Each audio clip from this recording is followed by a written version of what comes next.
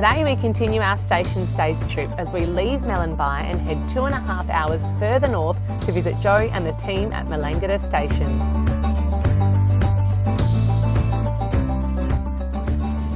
Well, I've said it before and I'll say it again, we are spoiled for choice when it comes to station stays in WA. Now that we're leaving Melangata, we're heading further north to Melangata Station to catch up with Jo, and I hear she's pretty famous for her camp cooking classes, so looking forward to it. We're hitting the road.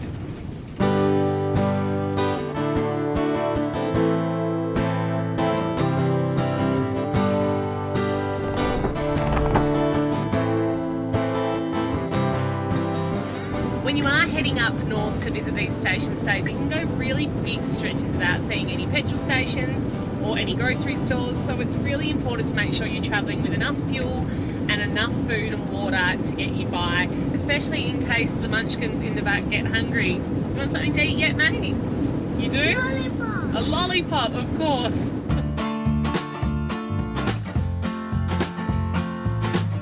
We're on our way to Melangata Station for a cook up with Jo, which I'm really looking forward to. But I was nearly on empty, so lucky we found this little petrol station stop.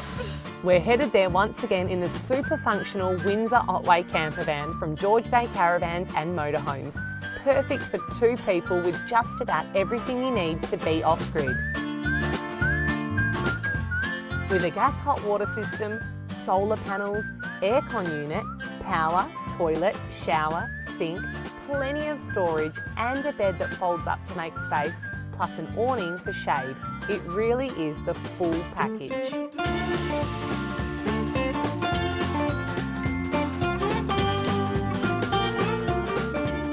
Jo and her partner Ken have been running the sheep station since 2016 and absolutely love everything about the lifestyle and what stations have to offer. Jo from Melangata Station. Close.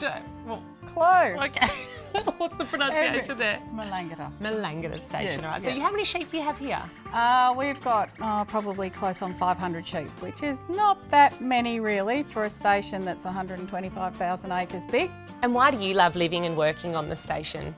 Just the freedom, I think, really. That's the thing that I love. The landscape and the plants that are in the landscape, and it's one of my little pet things that I like to do, is to actually find out all of the edible bush tucker plants and the medicinal ones as well too. So that's what I quite like. But yeah, the absolute freedom. You honestly, when you live in a house with no doors, you do actually have to embrace the fact that you are just living out here and any old thing can wander on in any old time of the night or day. So yeah, I'd say that's probably what I like the most. And can you offer some words of encouragement for people maybe thinking about checking out a station and travelling 7.5 hours north of Perth? Well, we're completely out of mobile range for a start. So we're the perfect spot for you to come and disconnect and really start getting back in tune, experiencing a little bit of nature firsthand. And by coming to a station stay, it's safe because, you know, we know our property quite well. We do guided tours around the property, so we're not going to allow anything to happen. You're not going to get lost and you're not going to sort of go driving straight past all of the really cool things. So yeah, it's just basically getting yourself out here really and experiencing, you know, like the big skies. You know, the stars at night time, you know, you just never see that kind of stuff in the city, and or maybe sometimes you just don't take the time to stop and look as well, whereas out here you can.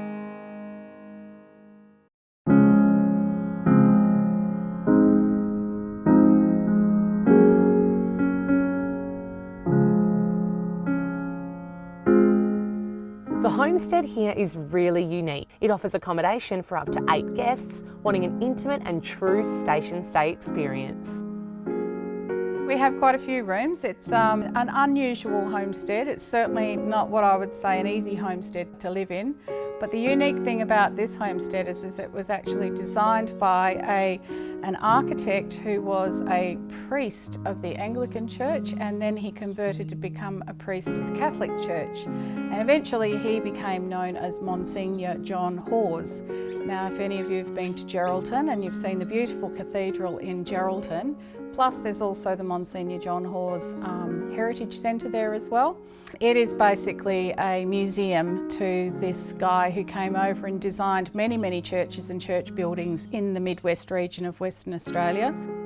The unique feature about our homestead is that it was his first design that he did when he came to Western Australia in 1915. He designed this in 1916. It started being built in 1917, and it is the only privately owned residence that he designed that was ever built in Australia.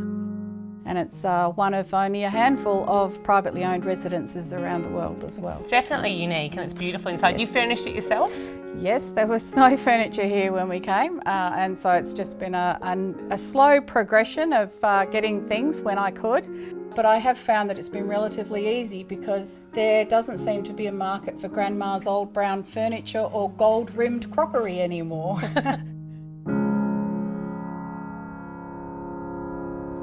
Outside of the homestead, Melangata can also accommodate guests in their shearing quarters, glamping and unpowered caravan and camping sites.